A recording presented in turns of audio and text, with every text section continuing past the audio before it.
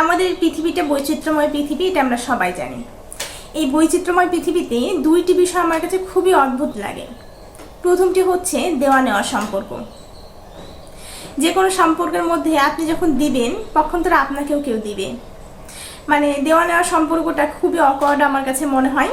এই পৃথিবীতে যতগুলো সুন্দর সম্পর্ক রয়েছে সেই সম্পর্কগুলোর মধ্যে দেওয়া নেওয়ার সম্পর্ক নেই, কিন্তু আমরা কিন্তু ম্যাক্সিমাম ক্ষেত্রেই দেখি যে দেওয়া নেওয়ার একটি সম্পর্ক তৈরি হয়ে থাকে, এবং এই সম্পর্কটা ম্যাক্সিমাম সময় খুব একটা বেশি দিন পর্যন্ত লাস্টিং করে না, খুব একটা বেশি দিন এক্সিস্টও করে না।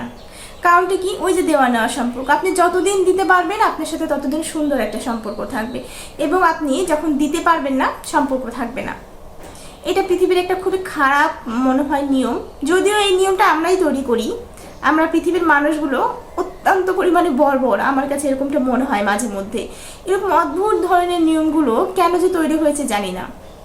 সেকেন্ড থট আমার কাছে যেটা মনে হয় সেটি হলো যে আপনি কোনো মানুষের প্রতি প্রচণ্ড পরিমাণে আশা করে ফেলছেন, মানে অ্যাজ লাইক খুব পরিমাণে এক্সপেকটেশন আপনার রয়েছে যে অমুক আমাকে সেটা দিতে পারে, অমুক আমাকে সেটা দিল না কেন, কেন হলো না।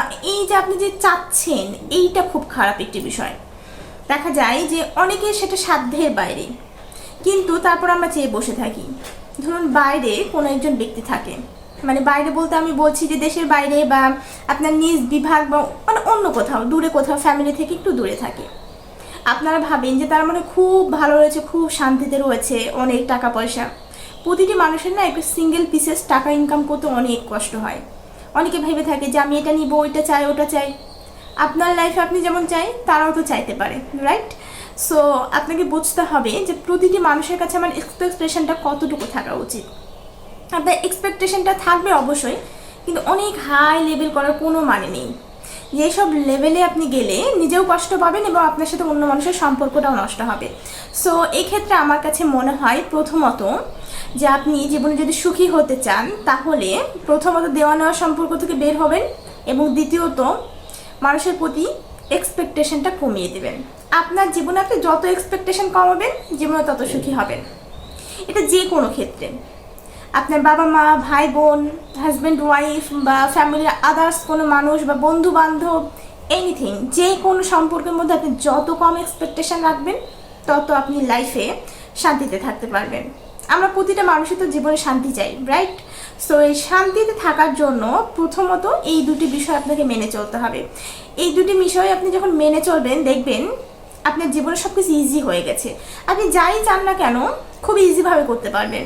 কেউ আপনাকে অবহেলা করছে, খুব ইজিভাবে আপনি নেবেন, কারণ আপনি জানেন যে কোনো মানুষ আমাকে সব সময় ভালোবাসবে না, বা সব মানুষ আমাকে পছন্দ করবে না। কিছু মানুষ আমাকে পছন্দ করবে, কিছু মানুষ আমাকে ঘৃণা করবে। কোনো মানুষ আছে রয়েছে এরকম যে যারা আমাকে কিছুই মনে করবে না, না ঘৃণা করবে না ভালোবাসবে।